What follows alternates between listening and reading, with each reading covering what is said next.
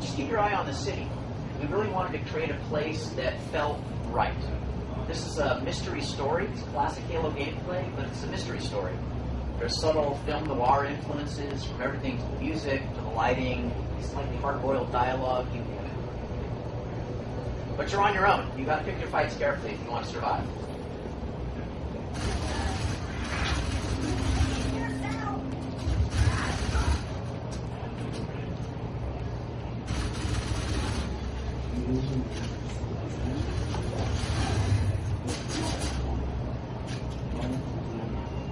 I'll push a little bit deeper here. Again, using the visor when you need to. There's no limit on it, no battery. Turn it on and off, however you want.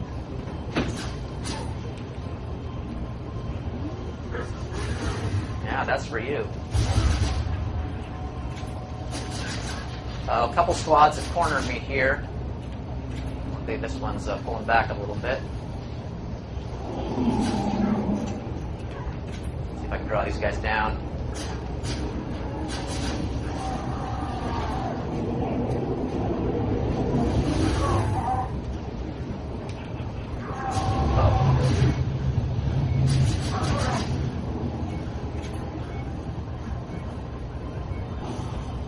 Now, before I mentioned that I was alone in the city, but that's not strictly true.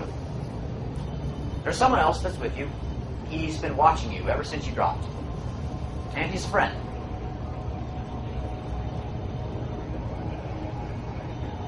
So if I turn my visor back on, I see an object that's useful.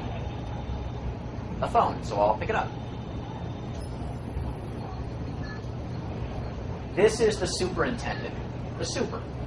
Now, the superintendent is an artificial intelligence, an AI that runs a lot of the city's systems. The medical kiosks, the power. He drives the garbage trucks because they're totally automated 500 years in the future.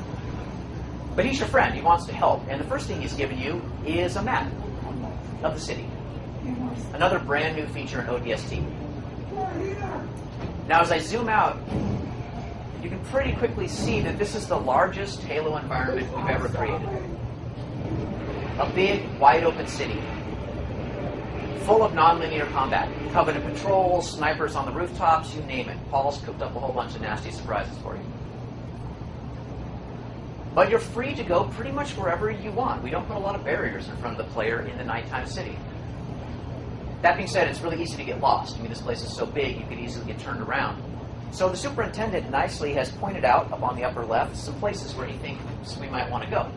Tiari Plaza, Uplift Reserve, and the Office of Naval Intelligence, the ONI Alpha Site.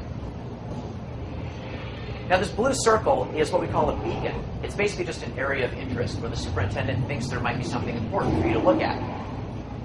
But that beacon is a good distance away from our current location. It'd be easy to get lost along the way, so you are also able to put down waypoints.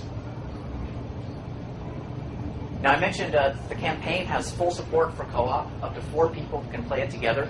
So you could have 4 ODSTs charging around the nighttime city. Everybody's able to place their own waypoints, and you can cycle back and forth between your buddies' waypoints. That's a great way to set up ambushes, point out secrets that you found, that sort of thing. So, we're going to the Alpha Site. We've got a waypoint set. I'll shut the map down. And you can see now, up in the compass, the beacon, the ONI Alpha Site, is indicated by the blue diamond, and our waypoint, the 2 green triangles. And it has a distance to target information that changes as we move. They're going to reorient, so you always know which direction to go. And in case you get even more lost, the superintendent's smart. He's watching. He knows where you want to go. So he's going to help you out, too. Sometimes in not-so-subtle ways. But signs are just the beginning of the ways that he can help you in the city. So it's about 1 kilometer to the Alpha Site. It's a pretty long walk. So for today's demo, we're just going to cheat and hit a teleport volume, and it'll take us quickly where we want to go. All right, now we're about 15 meters from the ONI Alpha Site. And as we go inside the beacon, our heads-up display is going to flash blue, which means you're where you need to be.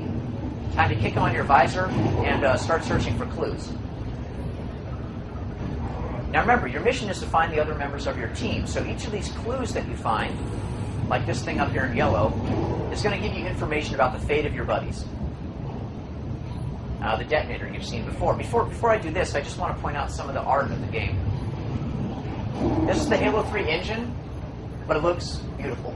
Our artists have had more time to go back in, discover how to make things look even better than before. And I think their work is really terrific. You can see here, this is the remnants of the space tether burning in the distance, the space elevator we saw in the opening cinematic, and the ruins of a building off in the distance. And oddly enough, the bridge is out. I wonder how that happened. Well, let's pick up the detonator and find out. So again, you're the rookie in the nighttime city looking for clues, like this one.